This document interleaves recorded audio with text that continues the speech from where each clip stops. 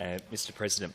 I seek leave to make a brief explanation before addressing a question without notice to the Minister for Regional Development on the topic of regional housing. Is leave granted? Leave is granted. This morning, the Advertiser reported that Regional SA has the lowest vacancy rate for rental properties in the country. The figure shows that the number of rentals listed on realestate.com in regional South Australia has dropped by 60% since 2020. Anne Flaherty from PropTrack Market Insights attributes the problem to a lack of supply, but also the return of long-term rentals to short-term holiday rentals after the lifting of pandemic tourism restrictions. Data from PropTrack also shows that regional renters aged 15 to 24 and those over 65 years of age contribute to a larger share of their income towards rent, but are also more likely than other age groups to reside in regions where rent prices are increasingly higher than the national average. My question to the Minister, therefore, is, other than simply making a submission, what real action has the Minister taken to advocate for regional renters who are adversely impacted by the housing crisis? And does the Minister recognise the need for regulation of short-term holiday rentals such as Airbnbs? Minister for Primary Industries and Regional Development. Thank you, Mr President. I thank the honourable member for his question, although it does surprise me a little that he's frequently mentioning submissions when he didn't bother to put in a submission to the banking inquiry federally, despite all of his protestations here. And yes, the government did put in a submission, as I mentioned yesterday, but the opposition didn't, and the Greens, South Australian Greens didn't. However, that is another matter.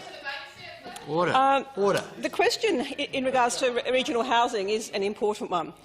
And I think it's something that we've discussed a number of times in this chamber, and certainly it is something that is raised with me at almost every forum or event that I attend in regional areas, which of course are very, very many. This government has done a number of things in terms of addressing the housing crisis, and that is both here in metropolitan Adelaide, but of course my particular discussions around it are more focused on regional housing.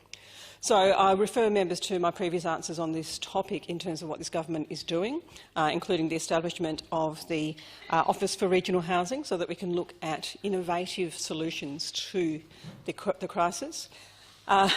Members who don't live regionally might not necessarily appreciate how the one-size-fits-all approach doesn't work in regional areas. It's not the same as simply being able to, for example, entice a developer to set up in an area. There are a number of other issues that impact. And, for example, the regional development associations have been very active in looking at different ways that the housing crisis can be addressed in different regional areas. And I'm certainly encouraging them to engage with the Office for Regional Housing so that those sorts of opportunities and different ideas and innovative solutions can be fully explored. In terms of regulation for short-term accommodation such as Airbnb, it is an interesting topic that does come up quite frequently, and there are contrasting views. I think a lot of us could certainly see the benefits to freeing up for longer-term accommodation that more regulation of Airbnb might provide.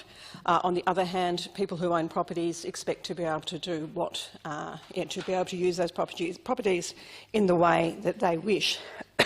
And indeed, a number of people, as I understand it, who do utilise their properties for Airbnb often do so for short bursts in between when they or their family members are staying in properties themselves. Certainly that's the experience in my local township in Port Macdonald of people that I am familiar with on a personal basis. So I think it is an important discussion to have. It's a discussion that might be had across a number of portfolios, impacting as it does on tourism, on workforce, on long-term rental, on cost of living. So I thank the member for raising the issue again, also in this chamber, as well as it being raised by others in a number of other forums. I'm sure it's something that will continue to develop and be a topic of discussion. Supplementary question, the Honourable Mr Sims. Does the Minister have a view on the need for regulation of short-term holiday rentals, and has she raised this with the ministers to which she referred? Minister. Well, I think I've just alluded to the contrasting views that are put, and I think there's validity in those contrasting views. If it was an easy problem to solve, I'm sure it would have been solved by now. Even it might have been solved under the former government if it was an easy one. But clearly it isn't, and it's something that needs to be weighed up and discussed. And in terms of discussions with my Cabinet colleagues, yes, discussions have occurred. The Minister's view. Supplementary. I thought you'd given My view is, as I've stated it in the answer to the first question. I'll listen to it, then on Mr Hood. Thank you. Is the government actively considering tightening regulations with respect to short-term accommodation in the regions? That was in. You talked about that in your answer. Order. To my understanding, given that it's not directly my portfolio, there are no current proposals directly for tightening, to my knowledge.